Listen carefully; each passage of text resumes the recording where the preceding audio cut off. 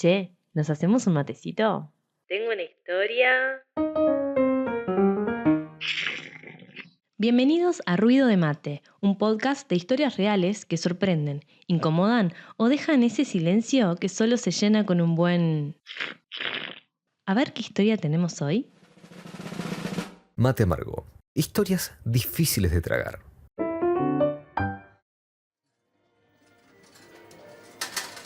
No fue de golpe, nunca lo es. Primero fue una vez, después una vez cada tanto, y sin que nadie se diera cuenta, ya eran todos los días. Esta historia la mandó Renata, una oyente que nos escribió para compartir algo que vivió con su madre, a quien nos pidió que la llamáramos Elvira. Lo hace, según sus palabras, para visualizar algo que muchas veces se esconde por vergüenza: la adicción al juego. Nos pareció importante contarla porque detrás de los colores y las lucecitas de las maquinitas hay vidas que se van apagando de a poco.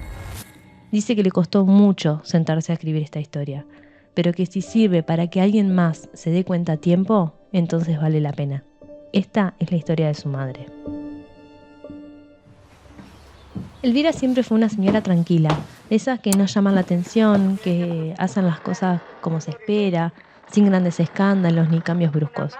Viuda desde los 53 años, con 2 hijos grandes y una pensión que le alcanzaba bien para vivir sola, sin lujos, pero con tranquilidad. Además, sus hijos la ayudaban con algunas cuentas fijas para que ella pudiera tener más plata disponible para sus cosas, darse gustitos, salir, comprarse ropa, hacer alguna escapadita de vez en cuando.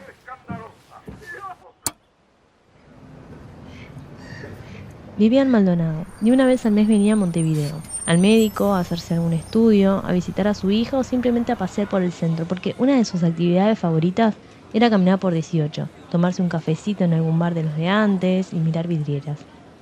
Fue en una de esas visitas que entró por primera vez a un casino y lo contó como una anécdota graciosa. Entré por curiosidad a ver cómo era por dentro y una locura de luces, ruidos. Probé una maquinita por hacer la gracia y gané 1.500 pesos. Se rió. Incluso le dijeron en broma, Bueno, que no se te haga costumbre, ¿eh?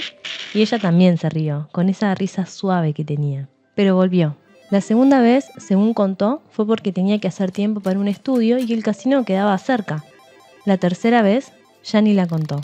Después se supo por el resumen de la tarjeta que estuvo retirando dinero de los cajeros de adentro del lugar. Al principio nadie sospechó. Parecía una forma inocente de pasar el rato, de distraerse un poco, pero empezó a pasar algo que nunca había pasado. Le pedía plata a su hija. Al principio con excusas simples, creíbles, como tengo que arreglar la estufa o se me rompieron los lentes. Con el tiempo, las razones se fueron volviendo más vagas. Estoy un poco justa este mes. Tu hermano no me pudo ayudar. La familia empezó a dudar, pero el dilema era constante. ¿Y si era cierto? ¿Y si realmente necesitaba ayuda? La hija se sentía culpable si le decía que no, pero al mismo tiempo, cada vez que le daba plata se quedaba como con una angustia rara. Hasta que un día, una amiga de Renata la vio en el casino sola, a las 11 de la mañana, y le pareció raro. Se quedó mirándola un rato, pero Elvira no la vio. Estaba como hipnotizada, apretando botones y murmurando cosas para sí misma. Y ahí cayó la ficha. Empezaron a atar cabos, le invitaron a almorzar y le preguntaron con mucho cuidado. Elvira lo negó. Ay, por favor, vos también. Fui un par de veces, ya me aburrí. Está lleno de viejos, es deprimente. Lo dijo tan tranquila y con tanta seguridad que hizo dudar, pero esa misma semana volvió a pedir plata, y ahí ya no se pudo mirar para otro lado. Fueron al banco, vieron los movimientos, retiros todos los viernes, en efectivo, a veces lunes también, todo en el cajero de ese lugar. Hablaron entre hermanos. Ella también le había estado pidiendo plata a su hijo. Consultaron a un psicólogo y les habló de ludopatía, esa palabra que parece de novela, pero que cuando la nombran en voz alta y la conectás con lo que estás viviendo, duele. Le hablaron juntos, lloró. Primero negó todo, después se enojó. Dijo que la trataban como una loca y después lloró de nuevo.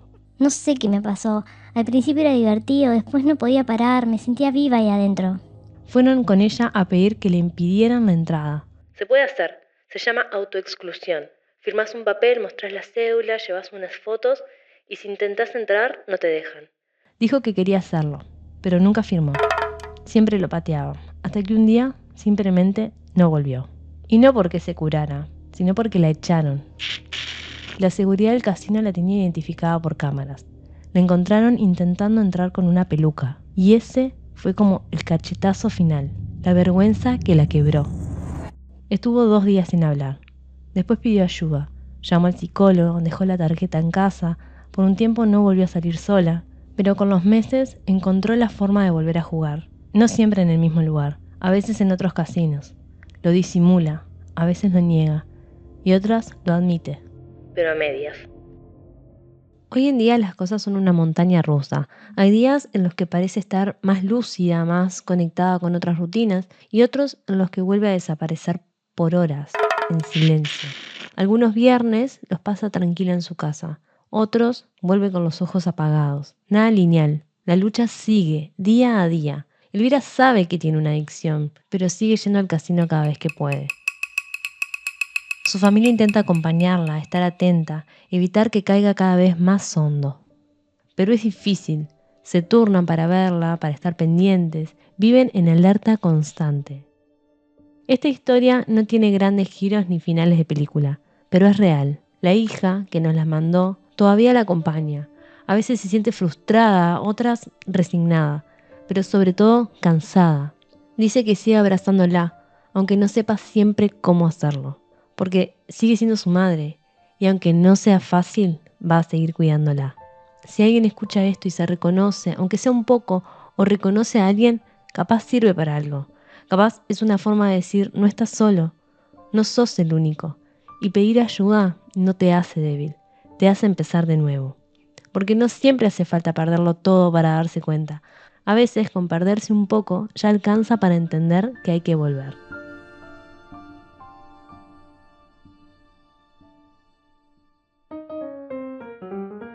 Si tenés una historia que merece ser contada, escribinos por Instagram a @ruidodemate.podcast. Tu identidad va a quedar en el más absoluto anonimato.